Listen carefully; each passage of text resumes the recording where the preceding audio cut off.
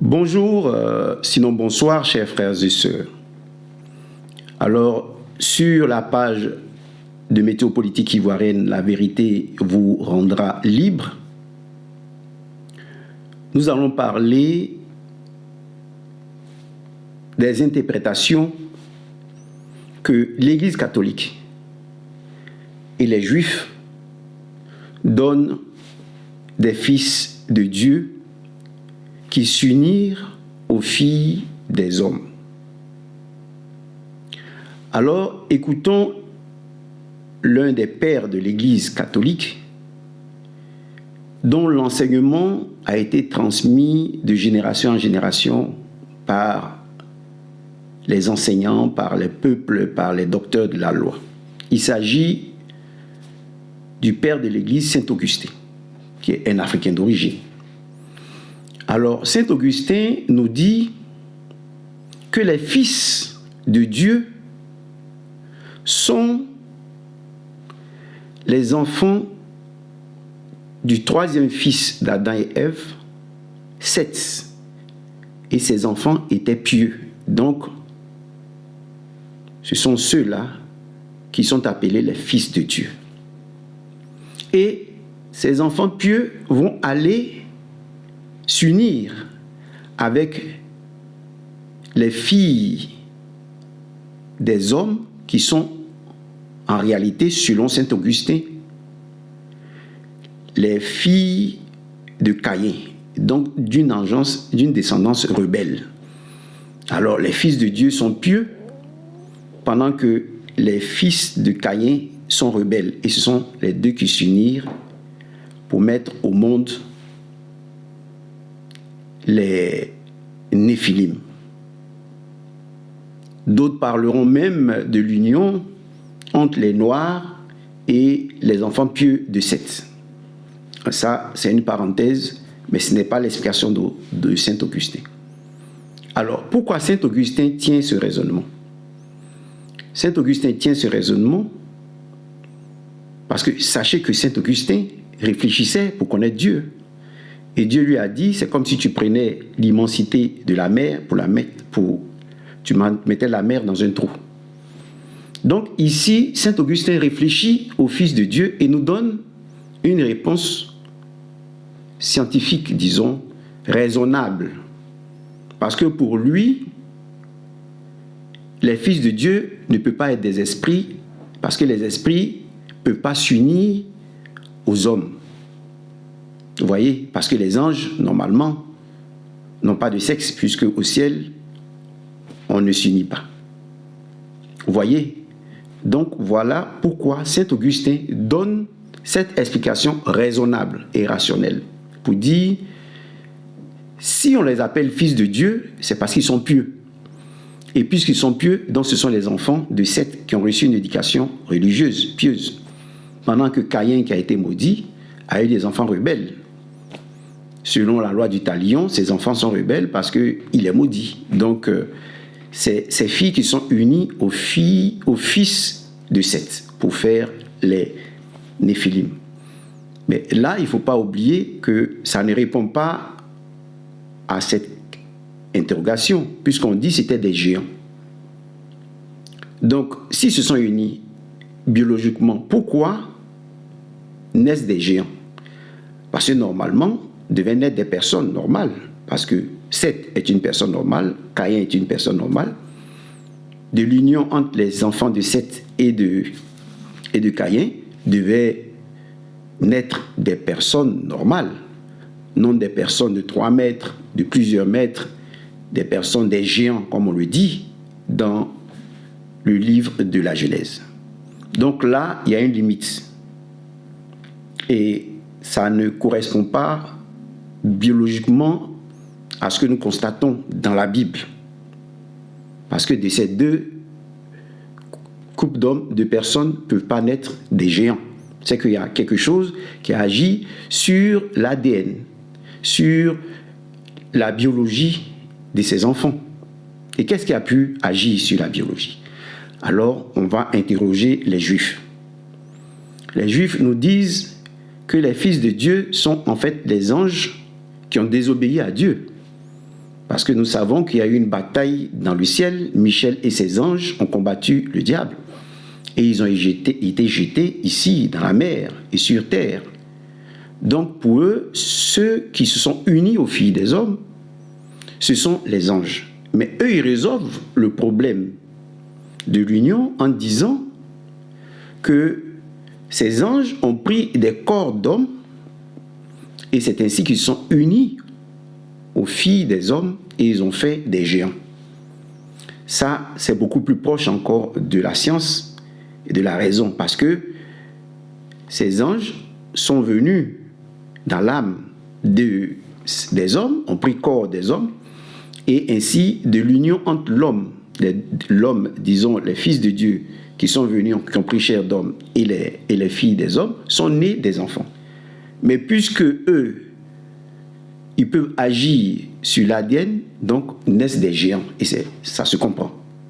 Donc, ils sont plus proches de la réalité que les chrétiens catholiques. Alors ici, nous allons interroger les textes de l'Église, les textes bibliques, d'abord pour connaître l'identité réelle, l'identité de ce qu'on appelle fils de Dieu. Parce que le vrai problème vient de là. Les autres disent ce sont des anges. D'autres disent ce sont les fils pieux de Seth. Mais que nous disent les textes bibliques à ce sujet?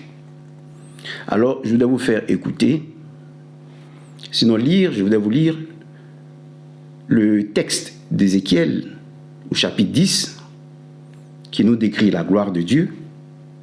Et je voudrais vous lire la lettre de Saint Paul, de l'apôtre Paul aux Hébreux. Alors, écoutez ces deux textes pour qu'on puisse découvrir ensemble l'identité de ceux qu'on appelle fils de Dieu. Est-ce que ce sont des anges? Est-ce que ce sont des hommes? Écoutons. La lettre aux Hébreux, au chapitre 1, verset 5. Auquel des anges, en effet, Dieu a-t-il jamais dit « Tu es mon fils, moi aujourd'hui je t'ai engendré » et encore « Je serai pour lui un père et lui sera pour moi un fils ». Et de nouveau, lorsqu'il introduit le premier-né dans le monde à venir, il dit que tous les anges de Dieu l'adorent. Tandis qu'il s'exprime ainsi en s'adressant aux anges, il fait de ses anges des vents, de ses serviteurs une flamme ardente. Tandis qu'il s'exprime ainsi en s'adressant aux anges, il fait de ses anges des vents, de ses serviteurs une flamme ardente. Il dit à son Fils, « Ton trône, ô Dieu, subsiste dans les siècles des siècles. Et le sceptre de droiture est le sceptre de ta royauté. Tu as aimé la justice et tu as haï l'impiété. C'est pourquoi Dieu, ton Dieu, t'a oint d'une huile d'allégresse, de préférence à tes compagnons. Et encore, c'est toi, Seigneur, qui aux origines fonda la terre, et les cieux sont l'ouvrage de tes mains. Eux périront, mais toi, tu demeures, et tous ils vieilliront comme un vêtement, comme un manteau. Tu les rouleras comme un vêtement, et ils seront changés. Mais toi, tu es le même, et tes années ne s'achèveront point. Et auquel des anges a-t-il jamais dit, assieds-toi à ma droite, jusqu'à ce que je place tes ennemis comme un escabeau sous tes pieds. Ézéchiel chapitre 10. Je regardai, voici que sur la voûte qui était sur la tête des chérubins, au-dessus d'eux, apparut comme une pierre de saphir dont l'aspect était semblable à un trône. Et il dit à l'homme vêtu de lin, « Va au milieu du char, sous le chérubin, prends à pleine main des charbons du milieu des chérubins et répands-les sur la ville. Et il y a là, sous mes yeux, les chérubins se tenaient à droite du temple lorsque l'homme entra, et la nuée emplissait le parvis intérieur. La gloire de Yahvé s'éleva de dessus le chérubin vers le seuil du temple. Le temple fut rempli de la nuée, et le parvis fut rempli de la lueur de la gloire de Yahvé. Et le bruit des ailes des chérubins s'entendit jusqu'au parvis extérieur, comme la voix du Dieu Tout-Puissant lorsqu'il parle. Lorsqu'il donna cet ordre à l'homme vêtu de blanc, « Prends du feu au milieu du char, du milieu des chérubins. » L'homme vint et se tint près de la roue. Le chérubin étendit la main d'entre les chérubins, vers le feu qui était au milieu des chérubins. Il le prit et le mit dans la main de l'homme vêtu de lin. Celui-ci le saisit et sortit. Alors apparut une forme de main humaine sous les ailes des chérubins. Je regardai, il y avait 4 roues à côté des chérubins, chaque roue à côté de chaque chérubin, et l'aspect des roues était comme l'éclat de la chrysolite.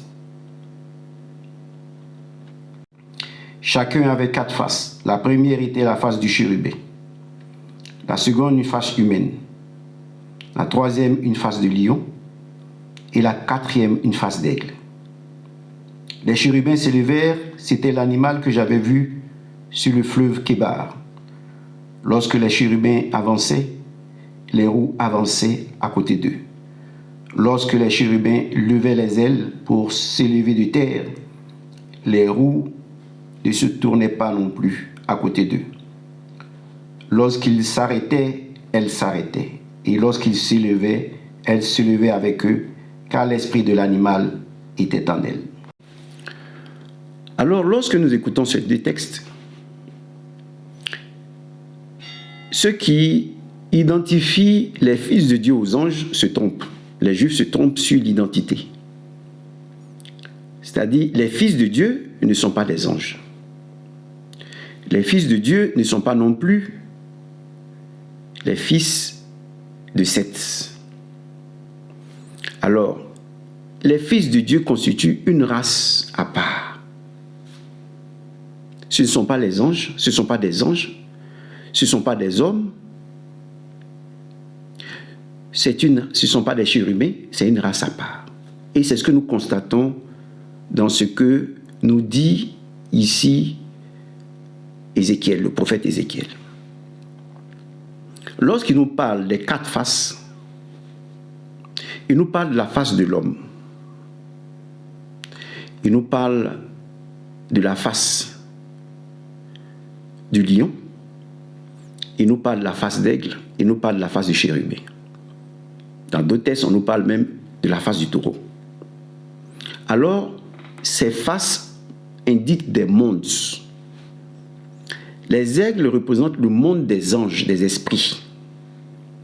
Et vous retrouvez ce monde des anges dans ce que l'apôtre Paul décrit. Il dit, Dieu a fait de ces anges des vents. Et donc, les anges sont semblables aux vents, qui sont chargés d'attiser la flamme qui est en nous, le feu qu'on met en nous.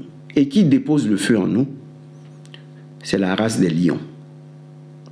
Ce sont ceux-là qui sont faits comme des flammes.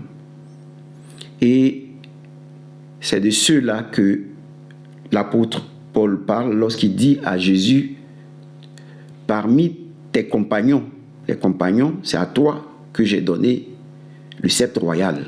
Les compagnons du Fils sont les fils de Dieu, sont appelés aussi fils de Dieu. Excusez-moi. Excusez-moi. Donc les compagnons du Fils sont appelés aussi fils de Dieu. Mais ce ne sont pas des anges. Eux, c'est ce que Saint Paul dit, l'apôtre Paul dit, il a fait de ces anges des vents et de ses serviteurs des flammes de feu. Donc la race des aigles, ce sont les anges. La race des lions, ce sont les dieux, le feu. Ce sont eux que Dieu dépose sur les apôtres le jour de la Pentecôte. des flammes de feu. Ce sont eux, c'est l'un d'eux qu'on voit dans le buisson ardent. Le buisson, excusez-moi, excusez-moi, il y a un petit problème de gorge aujourd'hui. Donc, ce sont eux qu'on voit dans le buisson ardent. Donc, dans le buisson ardent, il y a la flamme et il y a l'ange qui apparaît. Donc, les lions, les flammes sont comme des épouses des anges. Parce que les anges sont chargés de les attiser. Vous voyez? Et maintenant, ce sont ces fils de Dieu qui déposent en nous la sagesse, l'intelligence. Les anges représentent la puissance, la force. La puissance de Dieu, la force sont représentés par des anges. Maintenant, la sagesse, le verbe de Dieu sont représentés par les fils de Dieu. Vous voyez, il faut faire la différence entre la sagesse, verbe de Dieu, et la puissance de Dieu. Les créatures qui sont à l'image de la puissance de Dieu sont les anges. Les créatures qui sont à l'image du Fils sont les fils de Dieu. Ils sont flammes, et c'est ce que l'apôtre Paul dit. Il a fait de ses anges des vents et de ses serviteurs les fils de Dieu. Lorsque Jésus vient et il enseigne aux serviteurs, aux hommes, la sagesse, il leur dit à la fin, je ne vous appellerai plus mes serviteurs, mais mes amis. Parce que tout ce que je sais, je vous l'ai enseigné. Donc les serviteurs sont appelés à être identiques aux fils de Dieu. Mais ils sont tous semblables aux lions de David. Donc c'est la race des lions. Les aigles, c'est la race des anges. Vous voyez, vous me direz, et les hommes, que représentent-ils? Les hommes, Jésus dit, la chair ne sert de rien. C'est l'esprit qui vivifie. Donc, on nous donne des lois, on étudie les lois, et quand on a atteint un certain niveau, on va commencer à nous appeler des dieux. Il dit, on appelle Dieu tous ceux à qui sont destinées les lois. Donc quand tu fais un avec la loi, alors on t'envoie un esprit de sagesse, de la race du Fils de Dieu. Donc qui est un Fils de Dieu, qui est flamme. Et c'est ce que les apôtres reçoivent le jour de la Pentecôte, et ils deviennent des dieux. Et en eux maintenant descendent les anges. Voilà. Et donc, lorsque vous avez cette image d'Ézéchiel où il y a les taureaux, ça c'est la race, c'est les âmes, ce sont les âmes des hommes. Vous voyez? Donc, Dieu a fait les créatures deux à deux. Les anges ont pour épouse les fils, les flammes. Et les âmes sont destinées à la chair. Et maintenant, quand un homme s'élève sur le plan spirituel, il donne son âme comme un taureau en sacrifice à Dieu, le feu vient dévorer, le feu vient dévorer le taureau. Et donc, l'homme passe de l'état du taureau, de l'âme, de la chair, à l'état de Dieu. Voilà pourquoi le Seigneur va dire, j'ai fait de Moïse un Dieu parmi vous. Parce qu'en Moïse habitait un lion de la race des lions, c'est-à-dire un serviteur de sa maison. Donc, du feu. Qu'est-ce qu'on voit dans le buisson ardent? Et lorsque Moïse s'élève, il devient un avec son ange. Voilà pourquoi Dieu dit à Moïse, révère l'ange que j'envoie devant toi. Obéis à cet ange. Parce que le Dieu, la flamme, obéit à la force, à l'ange. Donc, quand on grandit, on s'élève comme Moïse, on devient semblable à l'ange. Et l'ange fait un avec nous. Et lorsque toutes ces entités-là, la face de l'homme, la face du taureau, la face de l'aigle et la face du feu sont mises ensemble, ils deviennent chérubins. Et parce que se tient devant leur temple, leur feu, le chérubin est une créature semblable à celle qui se tient devant l'arbre de vie.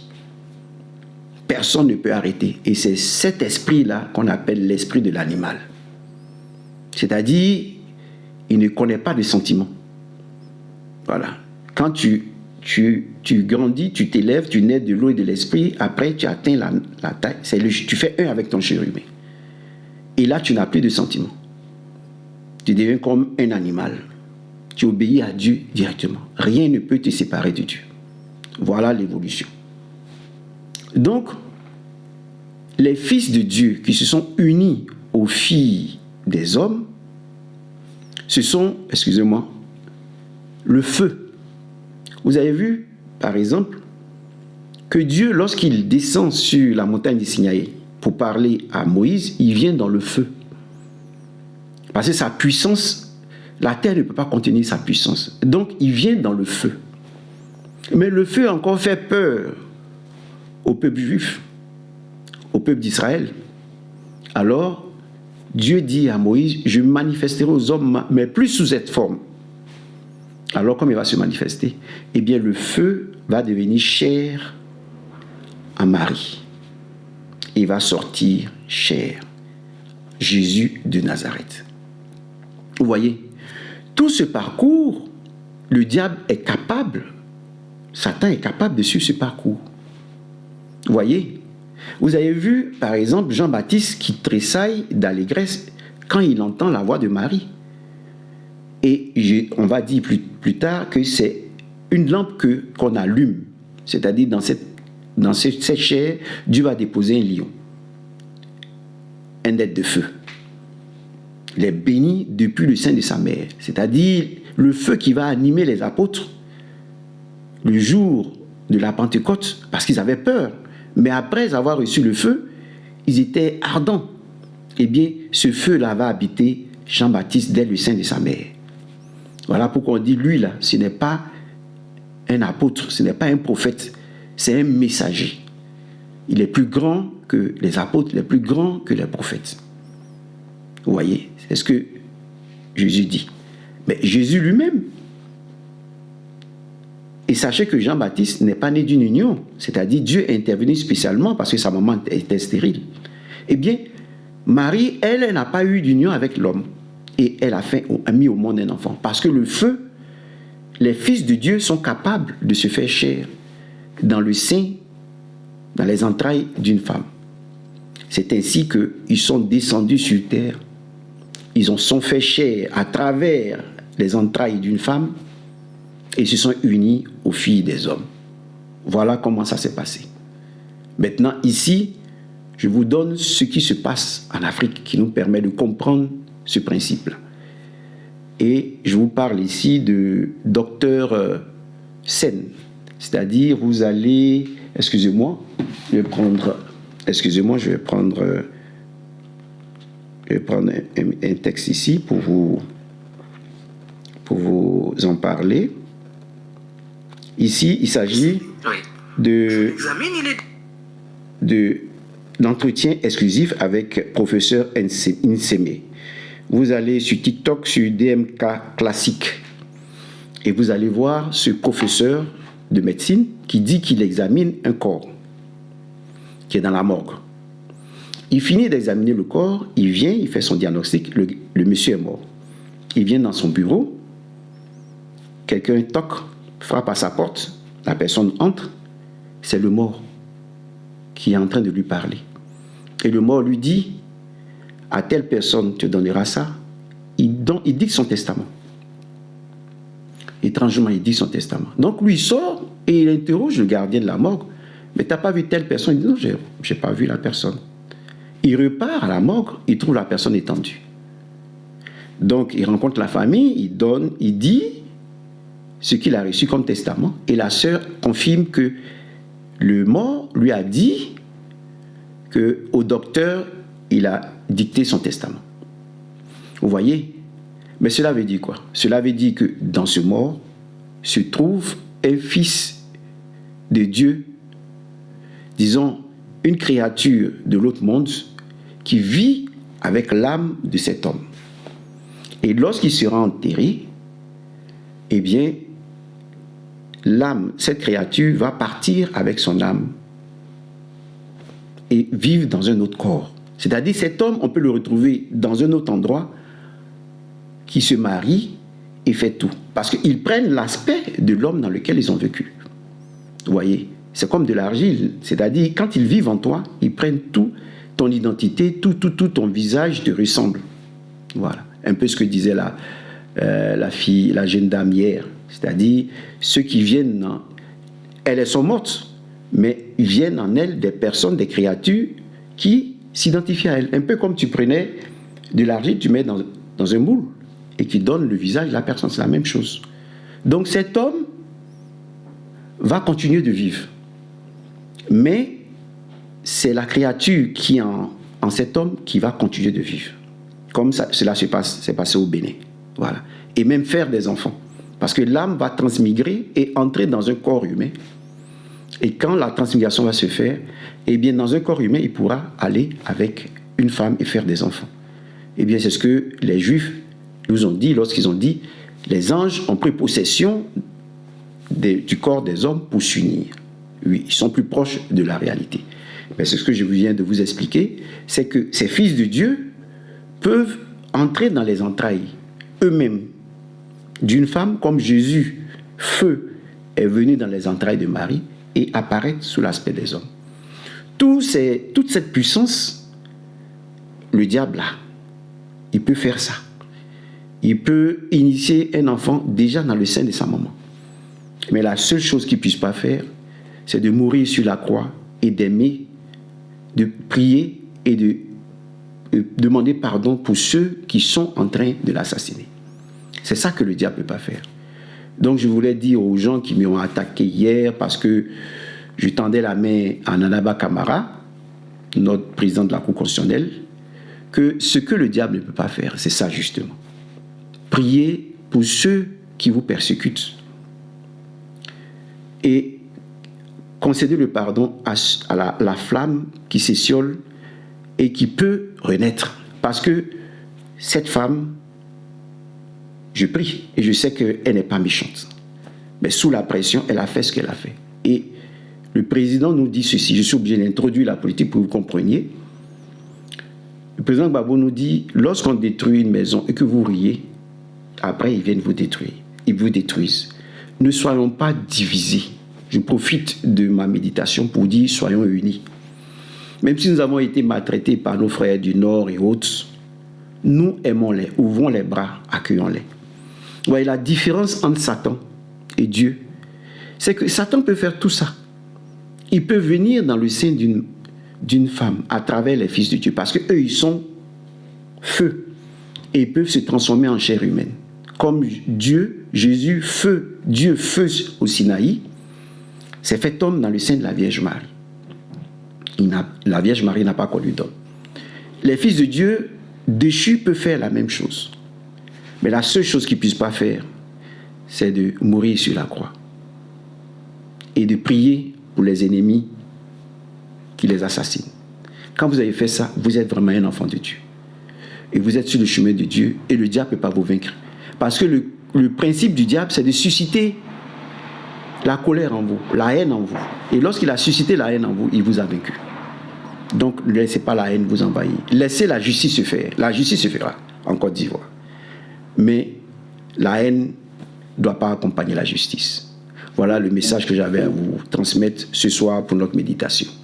J'ai été un peu long, mais il le fallait. Merci et à demain.